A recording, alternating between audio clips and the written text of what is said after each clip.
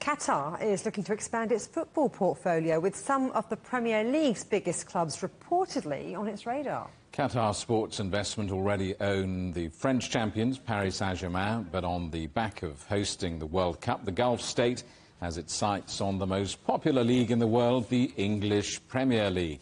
The head of QSI reportedly met Tottenham's chairman last week, and the group has also been linked with Manchester United and Liverpool, who are both up for sale.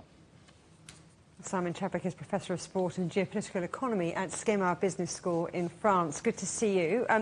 So will Paris Saint-Germain owners be making a play for the UK Premier League? Perhaps. I'm led to believe that they're shopping around at the moment. They are keen to scale up their investments in football. They do want to build a global franchise network, if we can call it that, in the same way as Abu Dhabi owns City Football Group. But at the moment, I'm told that they haven't made any firm decisions about which club and where they will invest. So it could be in the Premier League. There have been stories around certain clubs. But at the same time, there could be investments elsewhere across Europe, across the world. And so at the moment, it's them scouting out prospects, I think, more than anything. Some fans could be rubbing their hands in glee. You get fans at Tottenham Hotspur, Man United, Liverpool may be excited by the prospect of a big investment. But from a Qatari point of view, I mean, what's in it for the investment group?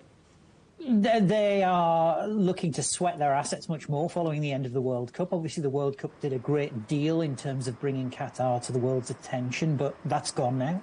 And something needs to happen next. And what's going to happen next is I think we will see increased demands on Paris Saint-Germain, the commercial performance of Paris Saint-Germain, and a club ultimately goes on to be the second constituent part of this growing portfolio for Qatar Sports Investments. That club also will be expected to generate a financial return.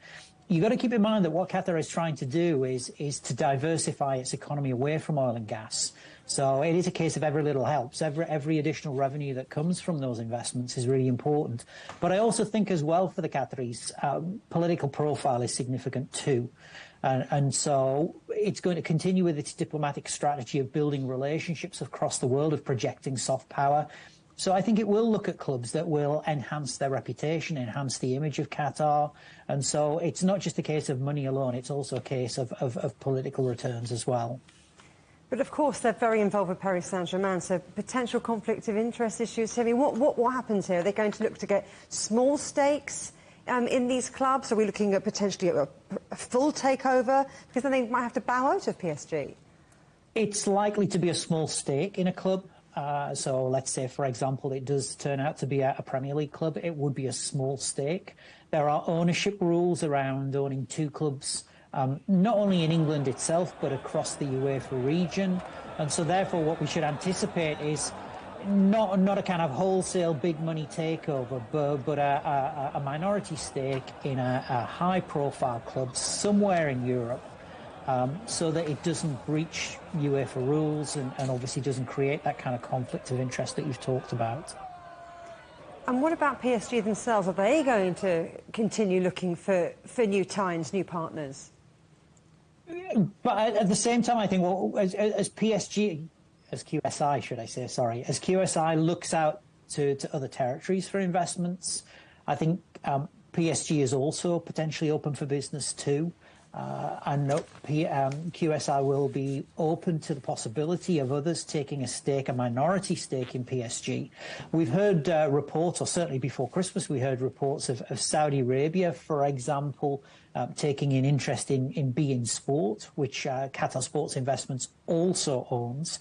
And I think what we need to look at, certainly in the case of PSG, is if there is to be a minority investor, it'll be the kind of minority investor that potentially would take PSG more successfully into the United States marketplace, or possibly to build its presence globally. So none of this is whimsical. It's not based around vanity. It is based around hard economic and political considerations.